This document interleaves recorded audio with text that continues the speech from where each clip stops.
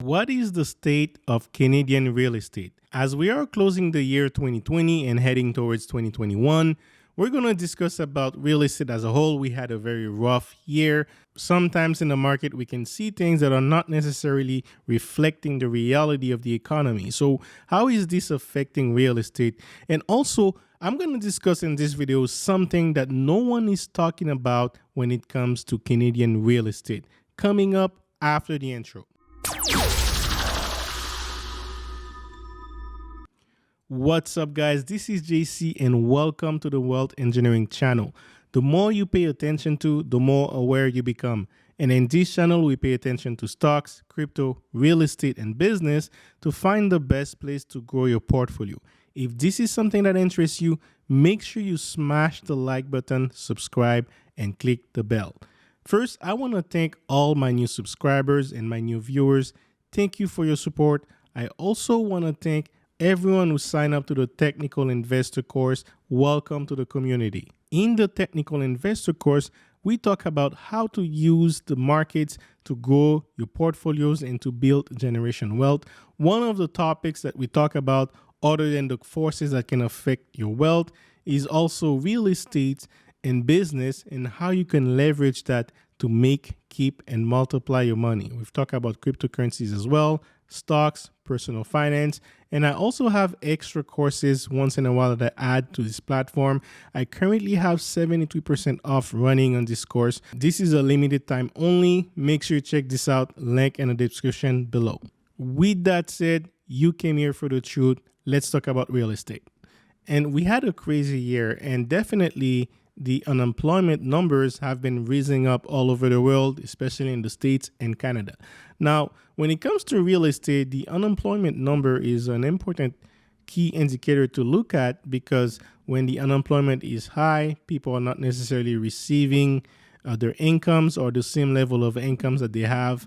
And that can also affect them on their expenses. And one of the biggest expenses they have is either to pay their rent or to pay their mortgage. Now, one of the things that happened this year is the government kind of like encouraged people to hold on the rent, hold up on the rent so that they can catch up with the pandemic and dealing with the country as a whole. This is also creating problems all over the economy right now. And the economy is affected in ways that it's not very apparent until it's going to be too late. Now, when you look at the economists and what they have to say, well, there is a lot of different ways of thinking. For example, this article that I'm looking at right now, it's saying Canada's biggest lender, which is the Royal Bank of Canada, is now giving increased weight to its pessimistic economic scenario. And that's definitely me. I do have a pessimistic view on when it comes to the economy of Canada as a whole. But the RBC is also validating this aspect, which expects the Canadian unemployment rate will stay above 9% until 2023. All right. Home prices will drop 8% and remain depressed until late 2023. And that's what an executive said. So this is their take on what's happening. But it seems that not all the economists are agreeing on the state of Canadian real estate and where it's heading. For example, on the Financial Post, well, there is a different perspective. This wasn't that long ago, October 2020. And they were saying that Canada's home price to rise 12% by the end of 2022. And that's what an economist is predicting. And here they're saying that the consensus forecast is price will rise by less than 5%. So that's kind of going against the Royal Bank executive, what he was saying. So how do you really know what's going to happen? Here's another example of what I'm saying. So this is on a different article that was released not that long ago, a couple of weeks ago, in November 2020. And he's saying that Canadian real estate price to fall up to 26%. And that's a Bay Street firm. That's what the institution, financial institution, they're projecting. And it's not necessarily all over the Canada. Like, for example, the Quebec market as a whole is doing better than the Vancouver and Ontario markets. If you're tracking it from area perspective, you're going to see that Vancouver and Toronto has been going to real estate boom the last 5 years. So they're kind of like at the top of the bubble where Quebec hasn't really reached the top of their bubble yet. So that's why there is still some room. And especially with COVID, what we've noticed with the state of Canadian real estate is that people are actually leaving the downtown area. They're leaving the condos and renting. The rent numbers are decreasing, but buying home outside of the main cities are increased. There is an exodus happening somewhere, and it's happening in all major cities. And this is something that we can also see that the data is reflecting as well. So although that the numbers seems to go higher, it doesn't necessarily reflect a strong economy. It could also be people adjusting and downsizing and also moving away from main cities where the rent are more expensive. We're going to talk about, in my opinion, what no one is really talking about. It's all the lockdown we've been doing. This is really affecting residential real estate and commercial real estate, especially commercial real estate. This is a classic example of deflation. When you have deflation, you have low numbers in velocity of money, meaning the money is not circulating. And the other aspect is we're printing a lot more of it. So a lot more money are being printed, and we're not spending it as much because there's not that much velocity. So, for example, velocity of money means, hey, if I took $1, I pay my taxi with the same dollar, and the taxi driver used this dollar to pay for gas at the gas station. The gas station owners can use this to buy more maybe candies to put on the store. So that single dollar had a velocity of 3 because it passes from one person to the next, all right? Velocity of money also create an increased GDP. When you have a lot of money being printed and the velocity is decreasing, it's creating a scenario where the economy is not doing well when it comes to the entire GDP of the nation. It's and when the GDP of the nation goes bad, there is a lot more drastic measures that are taken to push the economy back up. How is that really affecting real estate? It's because, well, when you look at residential real estate, unemployment numbers are high. People were living on the CERB money, the government paycheck money, which is kind of like a little test for universal base income. But this money is not enough to really pay a lot of people's real estate across the country. When it comes to Montreal, the rents are a little bit cheaper, so that can work. But across the country, especially in a city like Toronto, when the rents are high, over $2,000 or even $3,000 in some cases, it's not really helpful, all right? So that's the residential part. And then you have the commercial part. The commercial part, the rents are higher. The businesses are not getting income because of the lockdown. They can't really pay their rent. And then you have the investor of the commercial real estate are not getting their money as well from their renters. They can't really kick them out because no one is really actually looking into jumping into the spot right there. So that's the other process. So we might have a scenario where we're going to have a lot of these investment implode. And it's going to be a bloodbath. And I find it surprising that economists are still seeing that the economy and the real estate is going high when we have this. But this is not exactly what most people are not talking about. There is also a deeper layer that needs to be explored. And I'm going to really emphasize it. I am going to play you a video from a business owner, a small business owner that went to CBC, and she talked about what she had to go through. I'm going to leave the link of this video if you're really interested to listen to it. I actually really encourage you to listen to it because as investors, we also need to understand that you're buying a business. When you're buying stocks, you're buying something, you're buying a business, all right? And understanding what business has to go through is one of the best thing you can do because it helps you make better decisions on which type of investment you make. So I want you to listen to her and understand how the lockdown is really affecting our entire industries and what she did to be running in the first place. What did she do to launch her business forward in the first place? So pay attention to that. I'm going to play it around and we're going to discuss about it later. What has this whole experience, shutting down the first time around, reopening, back into restrictions, the financial toll, the emotional toll, what has this experience been like for you? Draining. It's very hard to admit that our business model, our businesses are failing. It's heartbreaking. I have a family. A lot of small businesses, have their houses tied to their businesses, their whole life savings tied to their businesses, as we do. And if we can't, if we don't get any help from the government, then we're looking at losing more than just our gym.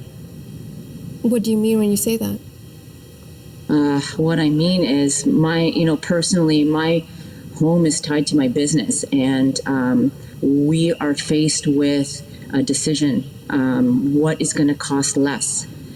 Continuing to have our business open, losing money every month, or taking a one-time hit and closing our shop for good. And this is it. This is what I wanted you guys to hear, because this is what a lot of people are not really factoring, and I don't hear a lot of people talking about this. And my question to you is, how many people do you think is on the same situation as her all across the country of Canada? How many people do you think have leveraged their home equity loan to start and kick off their businesses, and now they cannot make money from their businesses, and they also cannot pay that overextended home equity loan? All right. So she mentioned two choices that she had. Either she take a big hit, all right, and close the business for good, or she keeps the business open and she still lose money. All right. Now, both of these choices are bad for real estate all over the country, because on one hand, she can close the business, zero income, just adding more numbers to the employment rate, doesn't fully get paid or doesn't get paid adequately, adding to the fact that, hey, that's going to affect your credit. And that's also going to affect her ability to get more loans to get another house in the future. So this is a big problem. Now, let's say she decided to still keep the business running. She still keep the business running.